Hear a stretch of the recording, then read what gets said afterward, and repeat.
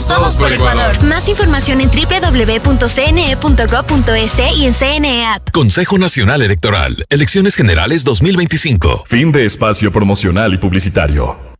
Esta es la revista de Opinión Democracia. Seriedad y credibilidad en todas partes.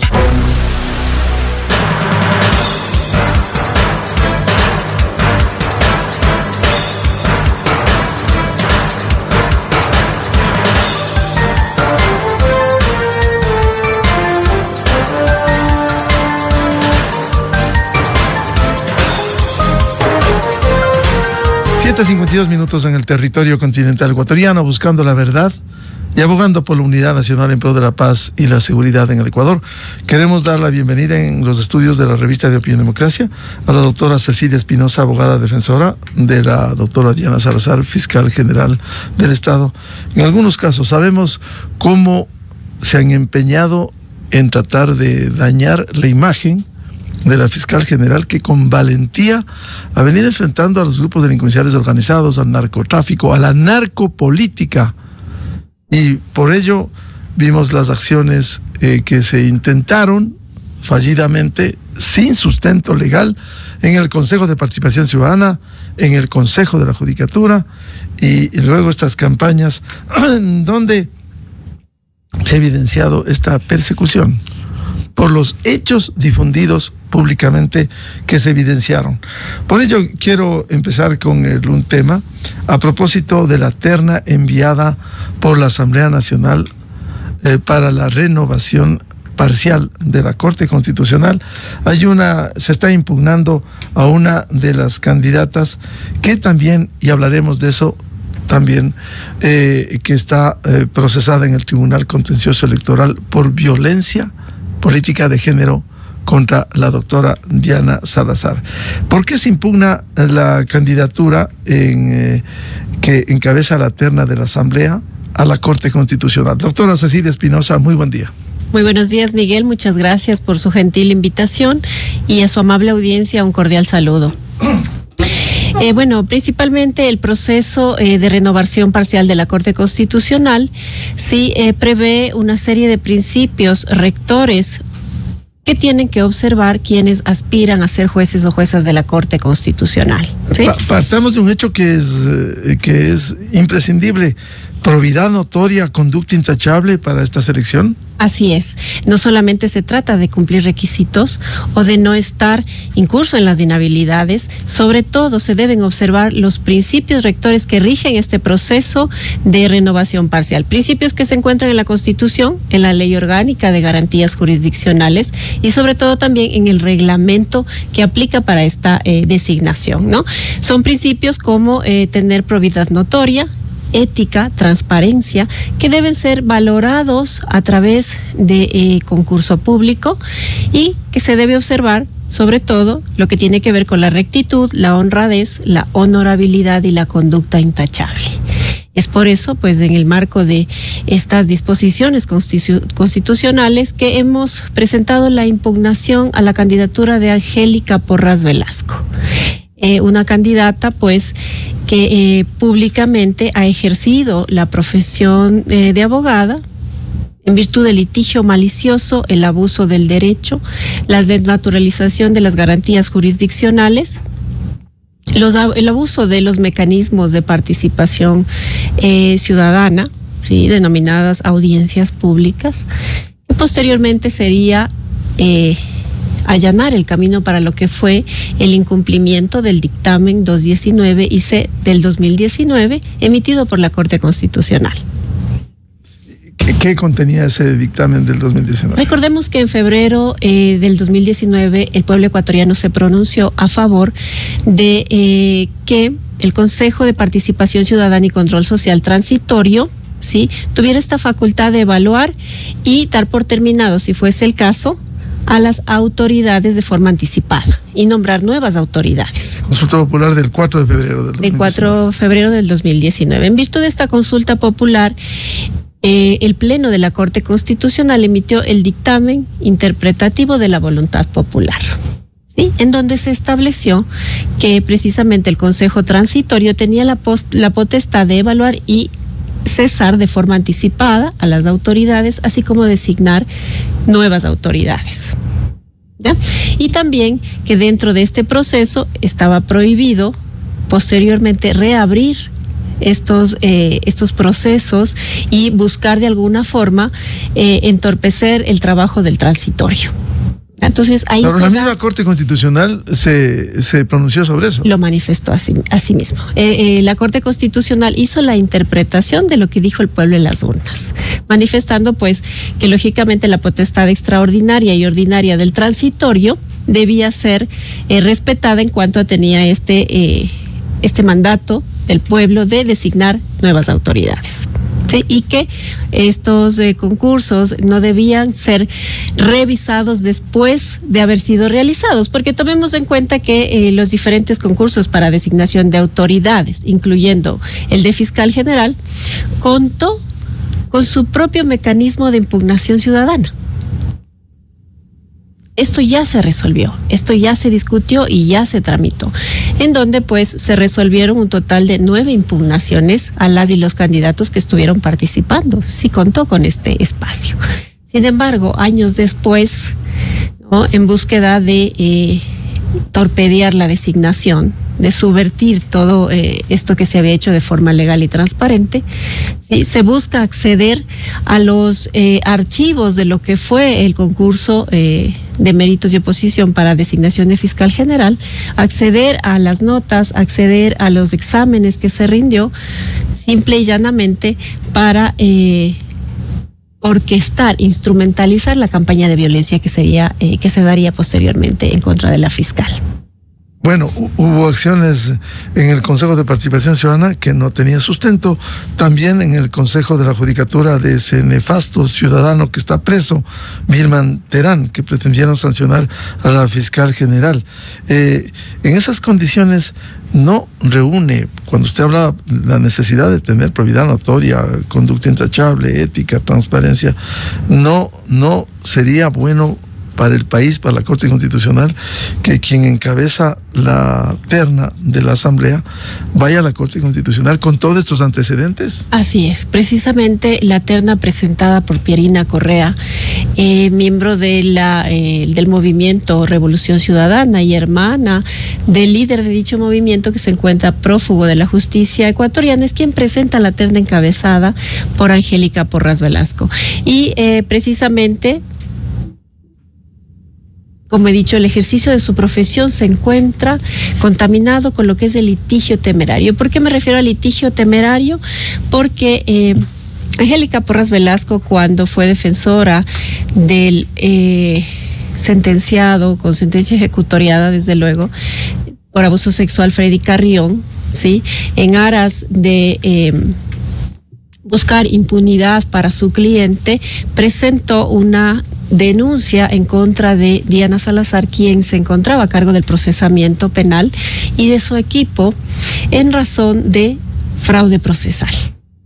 Esta denuncia pues no tuvo, esta investigación no pudo reunir los elementos debido a que no se encontró forma de concluir que no se había actuado apegados a derecho y respetando el debido proceso. Es así que la Sala Especializada de lo Penal Militar de la Corte Nacional de Justicia finalmente tuvo que archivar esta investigación, ¿sí?, aprobar el archivo que había sido solicitado y declarar que esta denuncia presentada había sido temeraria, ya que su fin fue netamente obstruccionista, de obstruir la labor de la fiscal en el procesamiento que se encontraba realizando en contra de Freddy Carrión. Sí, otro ejemplo, así es. Sí, otro ejemplo, precisamente, hablando de esta campaña que inicia Angélica Porras junto con su colectivo Acción Jurídica Popular, está precisamente la desnaturalización de las garantías jurisdiccionales, en donde solicitan a través de esta garantía de acceso a la información pública copias certificadas de la tesis, ¿sí?, de grado que presentó hace más de 20 años en la Universidad Central para graduarse de abogado. Eso ya fue superado, la propia Universidad Central dijo estuvo muy bien. Así ¿Y por qué esa insistencia? Ellas precisamente presentan la denuncia en la Universidad Central aduciendo que Diana Salazar no era autora de su tesis, en virtud de lo cual la universidad conforma una comisión de auditoría académica que concluye sin lugar a dudas que Diana Salazar es la autora de su tesis.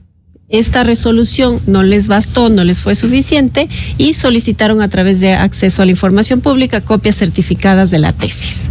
¿Sí? Sin embargo, más tarde, la jueza de primer nivel les concede esta acción y pues entrega, pese a que la tesis se encontraba en el repositorio, tomemos en cuenta, ¿no? Concede esta acción sin mayor análisis y precisamente les entregan las copias certificadas. La Universidad Central apela de esta resolución y luego ya la sala especializada para el juzgamiento de delitos relacionados con corrupción y crimen organizado de la Corte Provincial revoca la resolución por la cual les concedieron esta garantía de acceso a la información pública, hablando de la tesis de la fiscal. Porque hace el análisis, sí, la sala, e indica que si bien es cierto, es información que se encuentra en los registros públicos, porque lo posee la Universidad Central, por su naturaleza no corresponde a información pública, ya que pertenece al fuero íntimo de su autora, ¿sí? En este sentido necesitaban del consentimiento expreso de su autora para difundirla. Pero no solo que no tuvieron el consentimiento expreso, sino que se pasearon por todas las instancias que pudieron, socavando, ¿sí?, la producción intelectual de Diana Salazar, en este caso con miras a desprestigiarla, con miras a desacreditarla como funcionaria y, en virtud de esto, dañar precisamente o buscar dañar, obstruir los casos que estaba ella persiguiendo en función de su designación como fiscal general. Entonces tenemos el ejemplo, ¿no?, del uso del litigio malicioso sentenciado precisamente o determinado por la sala especializada. Tenemos el abuso de garantías jurisdiccionales, que así lo ha dicho otra sala especializada de la Corte Provincial. Sí, también tenemos lo que conocemos como lo que sucedió en torno a la denuncia presentada por violencia política de género. ¿Qué ha pasado cuando sucedieron todos estos hechos a los que hago referencia, ¿no?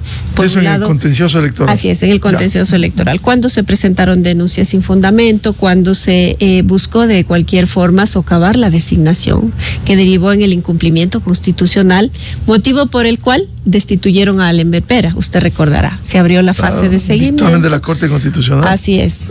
Se destituyó a Allen Berbera por esta razón.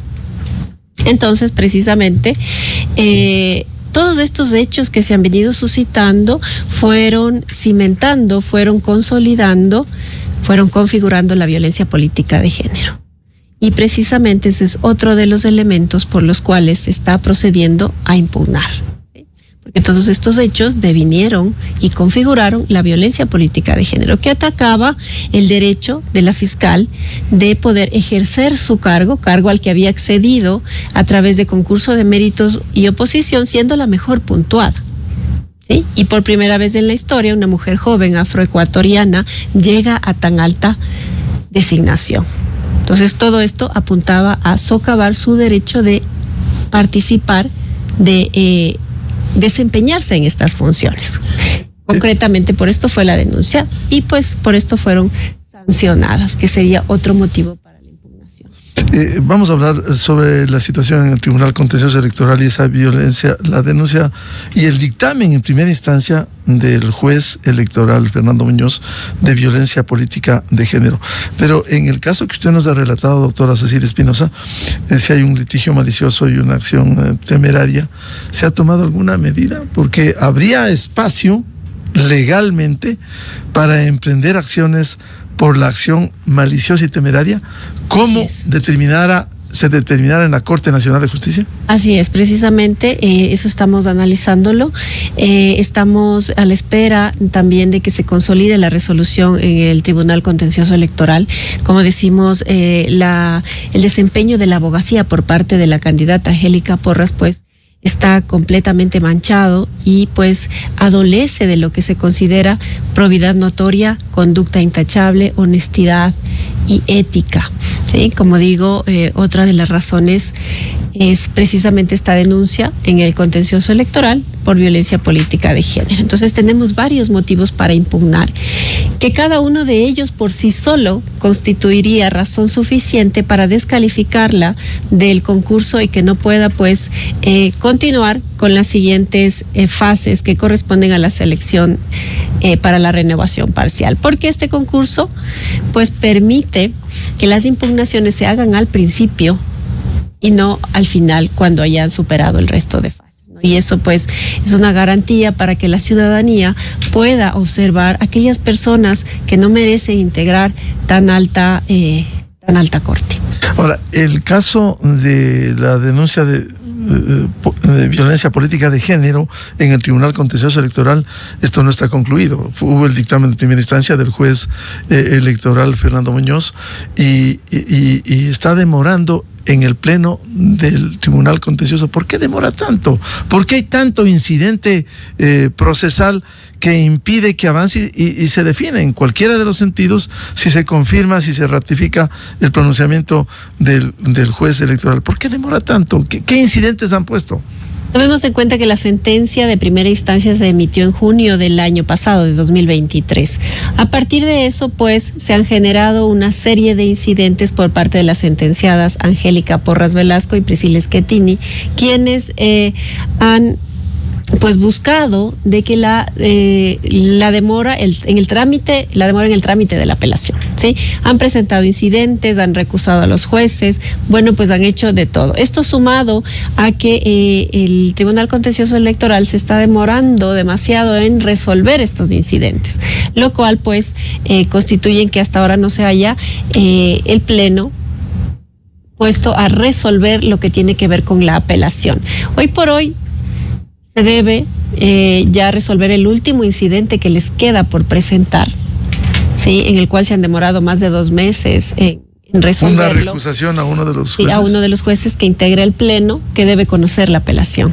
Entonces, el último incidente que pueden presentar, digamos, es de lo último que se pueden valer para que no queden firme, para que no conozcan la apelación, es el que se tiene que conocer, ¿no? Se ha demorado más de 2 meses en esto y esperamos que ya el Tribunal Contencioso Electoral resuelva y se pueda pasar a la apelación y pues se confirme esta sentencia de primera instancia que no hay por dónde negar la existencia de violencia política de género en la respectiva audiencia. Se aportó prueba suficiente de todo tipo, ¿no? Documental, pericial sobre todo, en donde se determinó sin lugar a dudas que Angélica Porras Velasco y Priscila Schettini cometieron actos sistemáticos de violencia política de género con tintes racistas en contra de la fiscal Diana Salazar. Desde luego orientados a hacerla ver como una funcionaria incapaz y orientados a entorpecer el ejercicio de sus funciones. Bueno, y en estas acciones, ¿qué le han dicho de la fiscal general que generó estupor cuando se pronunciaran estos actores?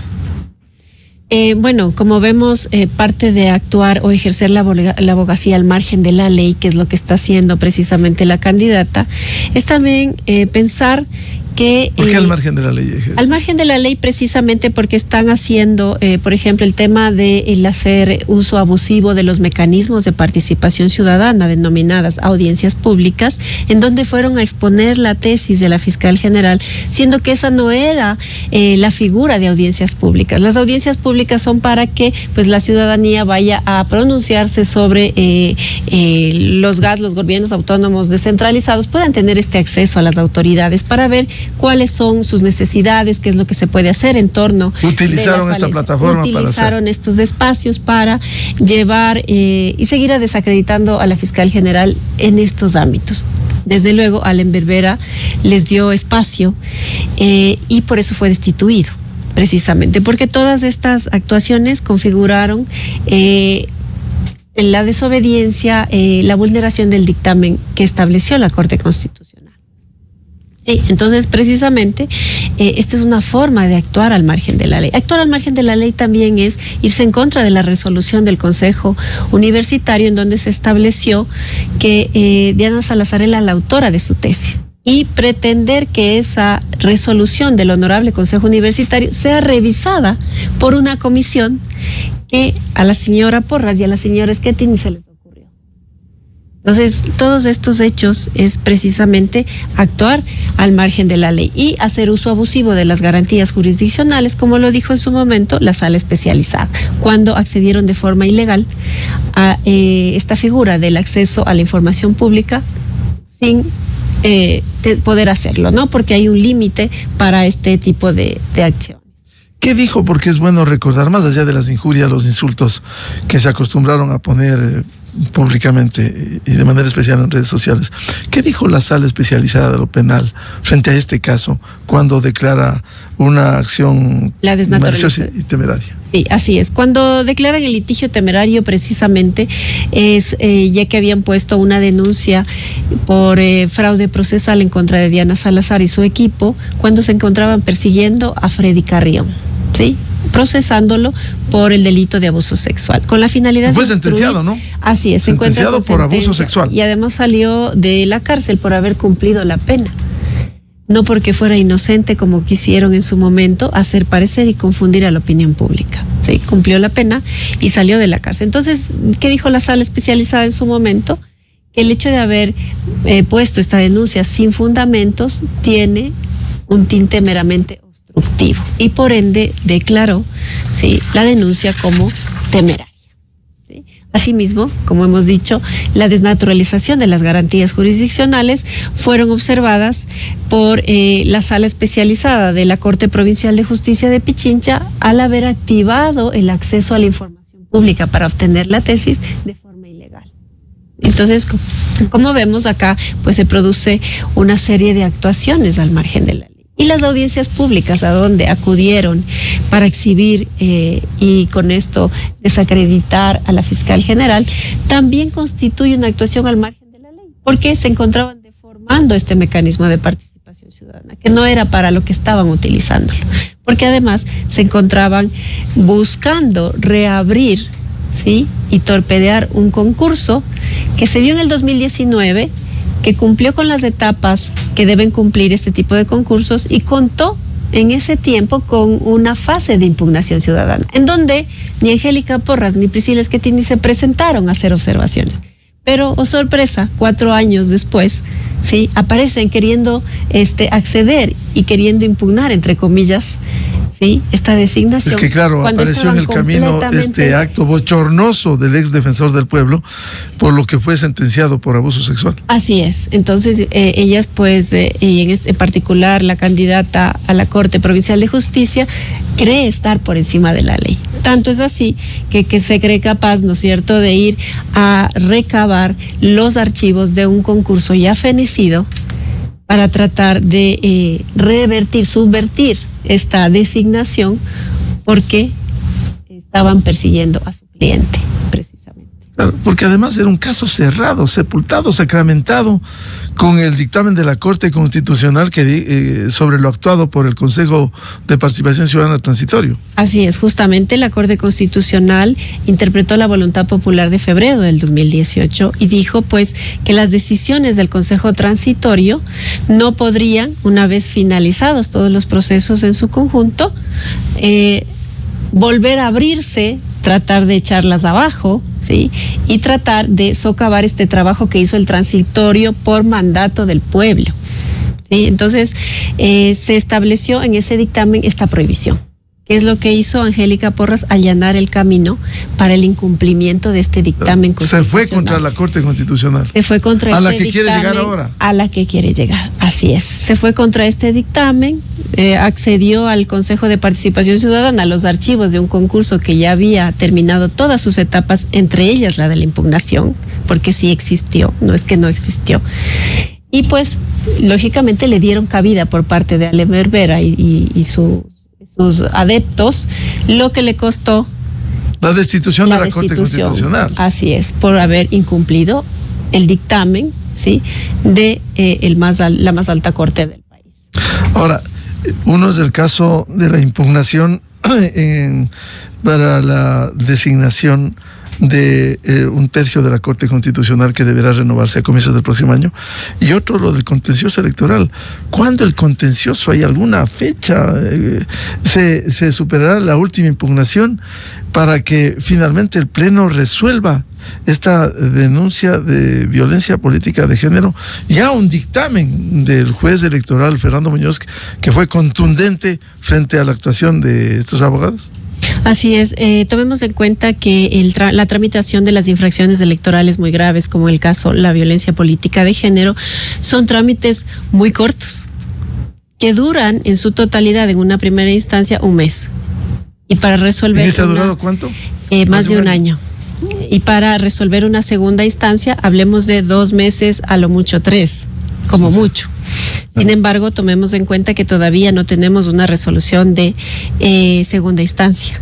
Sí, ha durado más de un año, precisamente porque las dos sentenciadas, Schettini y Porras, han generado una serie de incidentes, han recusado a todos los jueces que han podido y han hecho todo lo que han podido para dilatar y que pues el Pleno no conozca la apelación. Sumado, como hemos dicho, a que, por ejemplo, la última recusación presentada contra uno de los jueces del Pleno a conocer la apelación, se demoraron más de 2 meses en sentarse para tramitarla.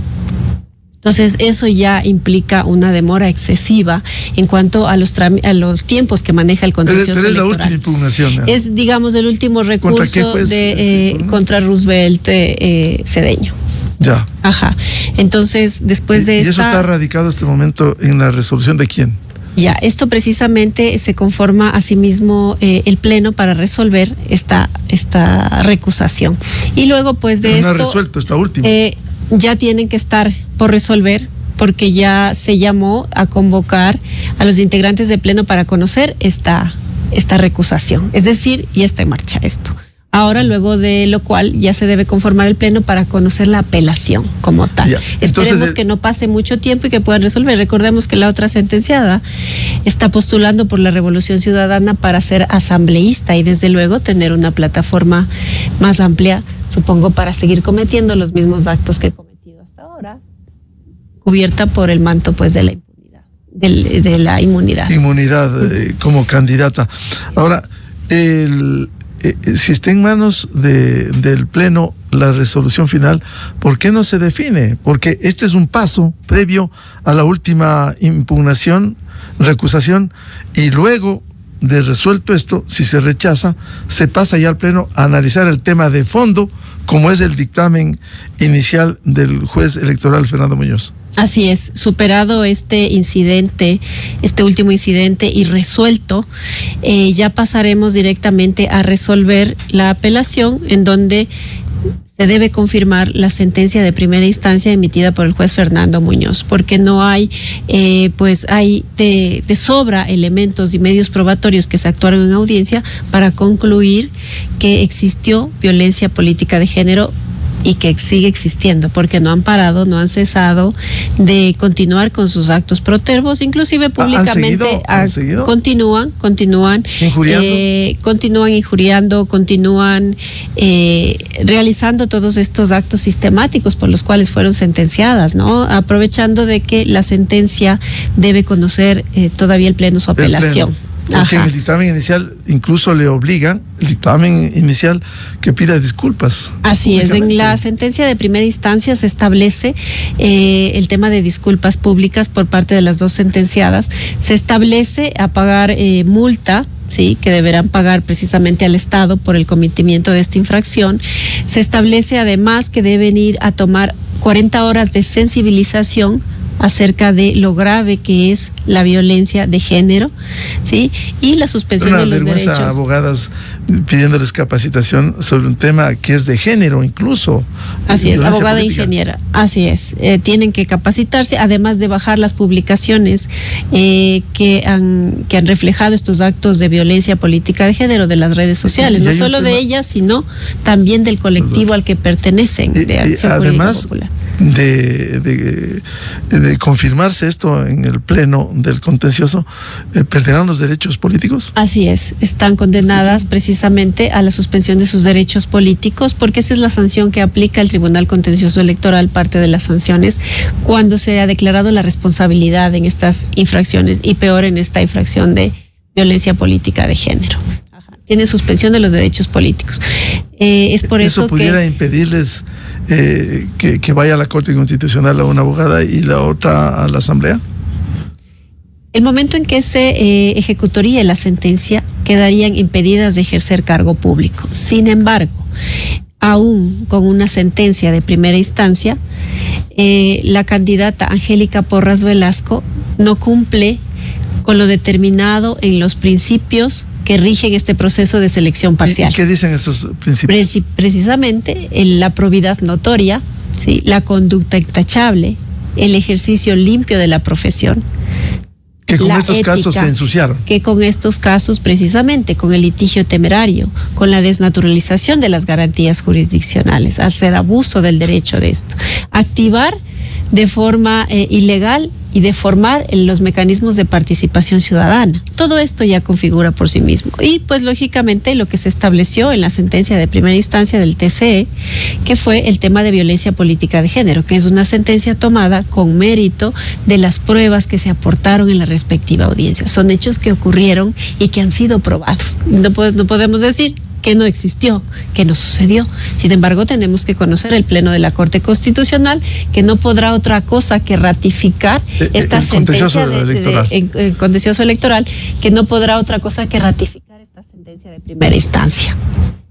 Entonces, así no hubiese la sentencia, ¿sí?, todos estos elementos... Les resta probidad notoria, conducta intachable. Así es, vulnera por completo en los principios que rigen el actual proceso de selección parcial de la Corte Constitucional. Bien, a la doctora Cecilia Espinosa, abogada defensora de la fiscal general doctora Diana Salazar, a propósito de la impugnación de una candidata a la Corte Constitucional, y luego lo que le debe al país el Tribunal Contencioso Electoral, que ya ha demorado lo suficiente, más de un año, en ventilar un caso, que ya hay un dictamen, hay que leerlo, el dictamen del juez Fernando Muñoz, que es absolutamente claro y contundente sobre la violencia política de género contra la fiscal general doctora Diana Salazar. Estaremos pendientes de esto, doctora Cecilia Espinosa. Encantada, un gusto. Gracias por recibirme.